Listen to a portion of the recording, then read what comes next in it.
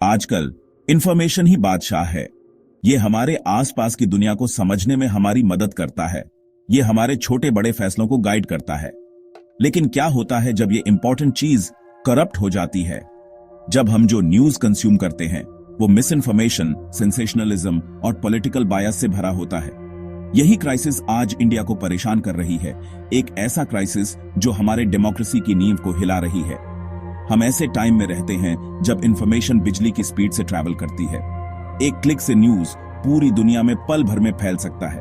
इस इंटरकनेक्टेडनेस के अनडिनायबल बेनिफिट्स हैं, लेकिन इसने हमें मिस इन्फॉर्मेशन के तेजी से फैलने के लिए वल्नरेबल भी बना दिया है। झूठी कहानियां और मैनिपुलेटेड इमेजेस जल्दी ही ट्रैक्शन गेन कर लेते हैं, पब्लिक ओपिनियन बनाते हैं और बिहेवियर को इन्फ्लुएंस करते हैं। यह क्राइसिस इंडिया में खास तौर पे ज्यादा है, जहां फैक्टर्स का एक कॉम्प्लेक्स वेब मिलके मिस इन्फॉर्मेशन के लिए परफेक्ट स्टॉर्म बनाता है। पॉलिटिकल इन्फ्लुएंस और इकोनॉमिक प्रेशर्स से लेकर सोशल मीडिया के राइज तक, ये फोर्सेस मल्टीफैसेटेड और डीपली एंट्रेंच्ड हैं, लेकिन कॉन्सिक्वेंसेस क्लियर हैं। एक मिस इन्फॉर्म्ड पब्लिक, इंस्टीट्यूशंस में ट्रस्ट का कम होना और डेमोक्रेटिक फैब्रिक का कमजोर होना जो हमारे देश को जोड़े रखता है। इस क्राइसिस की डेप्थ को समझने के लिए हमें मैटर के हार्ट में जाना होगा, उन स्पेसिफिक इंस्टेंसेस को एग्जामिन करना होगा जहां मिस इन्फॉर्मेशन ने जड़ें जमा ली हैं, और उन फोर्सेस को देखना होगा जिन्होंने इसे फ्लरिश होने दिया है। तभी हम एक ऐसे फ्यूचर की तरफ पाथ बनाना शुरू कर सकते हैं जहां ट्रूथ की जीत हो और इन्फॉर्म्ड डिसीजन मेकिंग हमारे देश के कोर्स को गाइड करे। इंडिया के न्यूज क्राइसिस का सबसे खतरनाक रूप है पूरी तरह से झूठी खबरों का फैलना। यह बस बायस्ड रिपोर्टिंग या बढ़ा चढ़ाकर बताने की बात नहीं है, बल्कि असली खबरों की तरह दिखने वाले झूठ को जानबूझकर बनाना और फैलाना है। अक्सर इसका मकसद विरोधियों को बदनाम करना, सांप्रदायिक तनाव पैदा करना या पॉलिटिकल गेन के लिए लोगों की राय को बदलना होता है। इस चीज का एक डरावना उदाहरण हाल ही में देखने को मिला, जब एक बड़े न्यूज चैनल ने एक फेमस पॉलिटिशियन के बारे में एक झूठे स्कैंडल की सेंसेशनल स्टोरी दिखाई। झूठे सबूतों और बिना किसी आधार वाले दावों से भरी ये स्टोरी आग की तरह फैल गई। इसने हेडलाइंस पर कब्जा कर लिया, सोशल मीडिया पर गुस्सा फैलाया और असल जिंदगी में भी इसके नतीजे देखने को मिले, जिसमें आरोपी व्यक्ति के खिलाफ हिंसा की धमकियां भी शामिल थीं। जब तक स्टोरी काफी नुकसान कर चुकी थी, तब जाकर पता चला कि यह पूरी तरह से मनगढ़ंत थी। जिम्मेदार चैनल ने देर से ही सही माफी मांगी, लेकिन तब तक नुकसान हो चुका था। इस घटना ने हमें याद दिलाया कि फेक न्यूज में लोगों को गुमराह करने और मीडिया पर से भरोसा उठाने की कितनी ताकत होती है। ये मामला एक्सट्रीम होने के बावजूद कोई अकेला मामला नहीं है। कई कारणों से फेक न्यूज का फैलना एक बड़ी प्रॉब्लम बन गई है, जिसमें सबसे पहले न्यूज ब्रेक करने का कंपटीशन, फैक्ट चेकिंग की कमी और अनोनिमस सोशल मीडिया अकाउंट्स का बढ़ना शामिल है, जो बिना किसी डर के झूठ फैलाते हैं। देखो, इंडिया के न्यूज क्राइसिस में प्रोटेस्ट और सोशल मूवमेंट्स की कवरेज एक बहुत बड़ा मुद्दा बन गया है। अक्सर इन घटनाओं की न्यूज कवरेज बायस्ड, सनसनीखेज और बैलेंस्ड और सच्ची तस्वीर दिखाने की कमी से भरी होती है। ये बायस्ड रिपोर्टिंग पब्लिक को गुमराह करती है, तनाव बढ़ाती है और शांतिपूर्ण बातचीत और समाधान की प्रक्रिया को रोकती है। हाल ही में सरकारी नीतियों के खिलाफ हुए विरोध प्रदर्शन इसी चीज का एक अच्छा उदाहरण है। कुछ न्यूज आउटलेट्स जो अक्सर किसी खास राजनीतिक विचारधारा से जुड़े होते हैं, उन्होंने इन विरोध प्रदर्शनों की तोड़ी मरोड़ी तस्वीर पेश की है। या तो प्रदर्शनों के पैमाने और वैधता को कम करके दिखाया है, या हिंसा और अशांति की घटनाओं को बढ़ा चढ़ाकर पेश किया है। ये चुनिंदा रिपोर्टिंग एक भ्रामक कहानी बनाती है, जिससे लोगों में कंफ्यूजन और अविश्वास बढ़ता है। दूसरी तरफ कुछ आउटलेट्स पर प्रदर्शनकारियों द्वारा उठाई गई जायज शिकायतों को कम करके दिखाने या अनदेखा करने का आरोप लगाया गया है। यह चुनिंदा रिपोर्टिंग असहमति को दबाने और सत्ता में बैठे लोगों के पक्ष में एक खास कहानी को बनाए रखने का काम करती है। नतीजा यह होता है कि पब्लिक डिस्कशन अधूरा और एकतरफा हो जाता है, जिसमें सार्थक बातचीत और समाधान के लिए जरूरी समझ और बारीकियों की कमी होती है। इस बायस्ड प्रोटेस्ट कवरेज के दूरगामी परिणाम होते हैं। ये सामाजिक विभाजन को गहरा करता है, नागरिकों को सोच समझकर बहस करने की क्षमता को कमजोर करता है और एक न्यूट्रल जानकारी देने वाले के रूप में मीडिया की भूमिका को कम करता है। ये बहुत जरूरी है कि न्यूज आउटलेट्स अपनी जिम्मेदारी को समझें कि उन्हें विरोध प्रदर्शनों पर निष्पक्ष और सटीक रिपोर्टिंग करनी है। दर्शकों को लोकतंत्र की इन जरूरी अभिव्यक्तियों की पूरी और निष्पक्ष तस्वीर देनी है। इंडिया के न्यूज क्राइसिस का एक सबसे बड़ा कारण है पॉलिटिक्स का न्यूज कंटेंट पे बढ़ता हुआ असर। इंडिया में कई मीडिया आउटलेट्स का पॉलिटिकल पार्टीज या पावरफुल बिजनेस एंटिटीज से क्लोज टीज हैं, जिनके अपने वेस्टेड इंटरेस्ट्स होते हैं। इसे अक्सर न्यूज और प्रोपेगेंडा के बीच का फर्क खत्म हो जाता है, जहां कहानियां पर्टिकुलर नैरेटिव्स के हिसाब से बनाई जाती हैं और अलग रखने वालों की आवाज दबा दी जाती है। सरकार के खिलाफ जाने वालों पर दबाव बहुत होता है।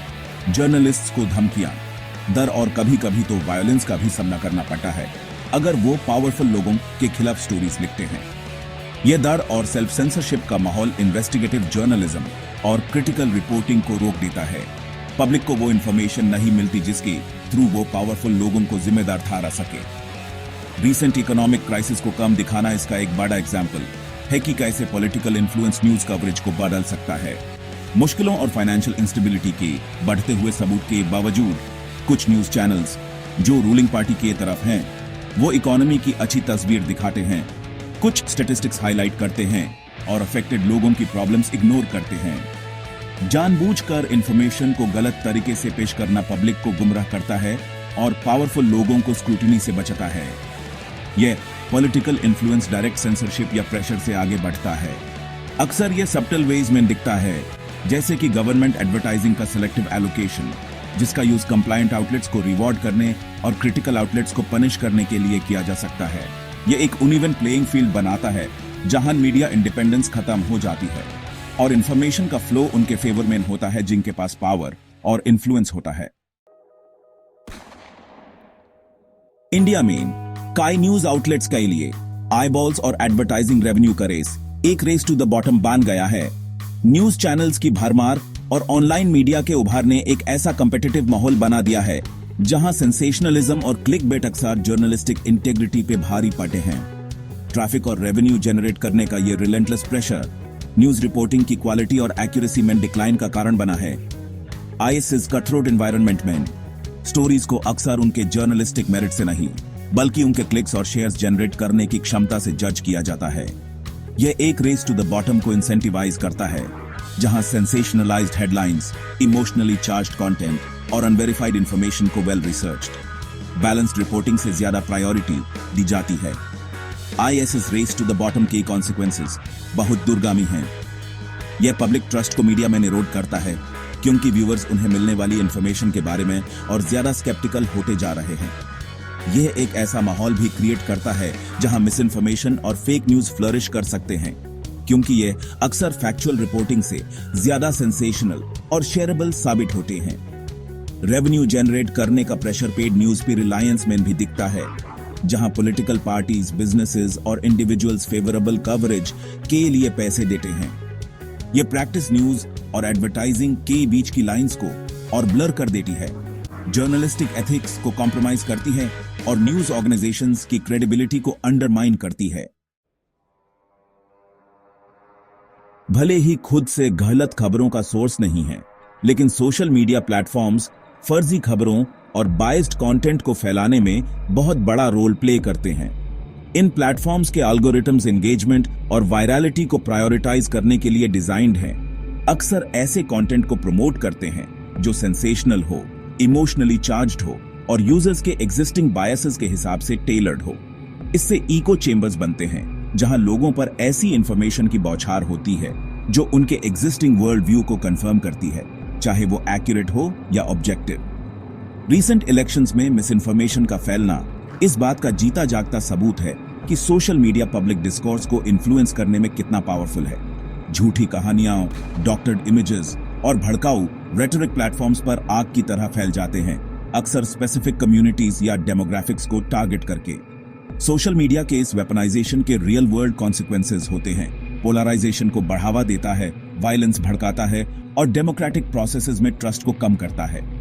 कई सोशल मीडिया प्लेटफॉर्म्स पर एनोनिमिटी मिलने से प्रॉब्लम और BRH जाती है। लोगों और ग्रुप्स को बिना अकाउंटेबिलिटी के मिस इन्फॉर्मेशन और प्रोपेगेंडा फैलाने की छूट मिल जाती है।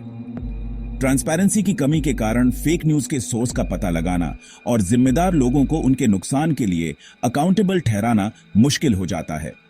हालांकि सोशल मीडिया प्लेटफॉर्म्स ने मिस इन्फॉर्मेशन के फैलने से निपटने के लिए कुछ स्टेप्स लिए हैं, जैसे सस्पिशियस कंटेंट को फ्लैग करना और फैक्ट चेकिंग ऑर्गेनाइजेशंस के साथ पार्टनर करना, लेकिन ये एफर्ट्स नाकाफी साबित हुए हैं। इन प्लेटफॉर्म्स का नेचर ही ऐसा है जो एक्यूरेसी से ज्यादा एंगेजमेंट को प्रायोरिटाइज करता है, जिससे ये फॉल्सहुड्स और मैनिपुलेशन फैलाने के लिए फर्टाइल ग्राउंड बन जाते हैं। भारत के न्यूज इकोसिस्टम का ये क्राइसिस बहुत ही कॉम्प्लेक्स चैलेंज है, जिसका कोई इजी सॉल्यूशन नहीं है, लेकिन सिचुएशन की सीरियसनेस को समझना और मिलकर एक्शन लेना बहुत जरूरी है, ताकि हम एक्यूरेट और अनबाइस्ड इंफॉर्मेशन पाने का अपना हेकू वापस ले सकें और अपने डेमोक्रेसी के फ्यूचर को सिक्योर कर सकें। हम सिटीजन्स को अपने न्यूज मीडिया से बेहतर की डिमांड करनी चाहिए, उन्हें उस इंफॉर्मेशन के लिए अकाउंटेबल ठहराना चाहिए जो वो फैलाते हैं, और सोसाइटी पर उसके इम्पैक्ट के लिए भी।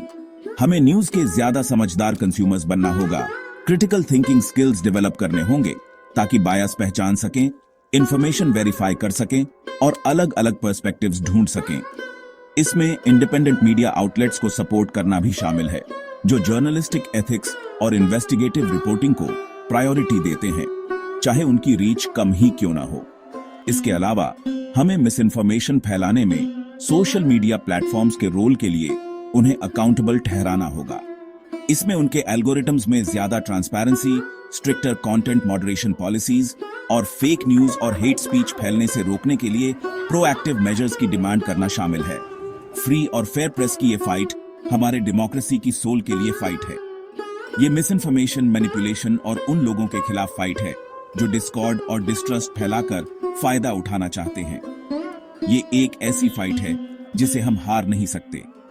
आइए ट्रूथ का अपना हेक्यू वापस लें और एक ऐसे मीडिया लैंडस्केप की डिमांड करें जो पब्लिक इंटरेस्ट में काम करे, जर्नलिस्टिक इंटेग्रिटी को बनाए रखे और हमें अपनी लाइफ और अपने देश के फ्यूचर के बारे में इन्फॉर्म्ड डिसीजंस लेने के लिए एम्पावर करे।